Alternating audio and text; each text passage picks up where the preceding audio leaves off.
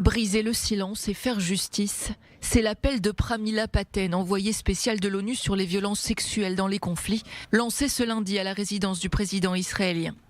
Porter haut la voix des victimes des exactions perpétrées par le Hamas le 7 octobre, voilà la mission prise en charge par Pramila Patten en visite en Israël dans le cadre de l'enquête ouverte sur les violences sexuelles commises par le groupe terroriste.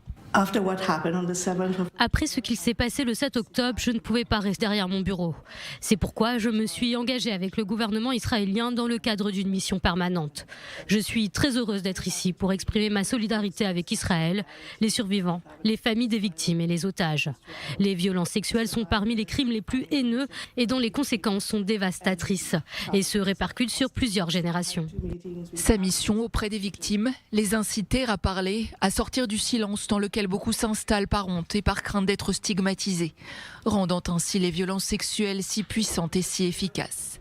Pendant une semaine, la durée de son séjour en Israël, Pramila Patten rencontrera les victimes et écoutera leurs histoires.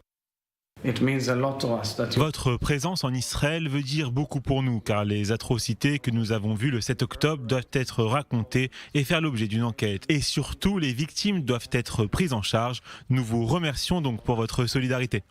Le monde doit entendre ces histoires, a déclaré Pramila Patten, invitée par le ministère israélien des Affaires étrangères à mesurer l'ampleur des crimes commis le 7 octobre afin qu'ils soient rapportés auprès des autorités internationales compétentes. La communauté internationale aura mis du temps à se mobiliser autour de cette question. L'ONU, en particulier, dont le silence sur les violences sexuelles perpétrées par le Hamas a été vivement dénoncé.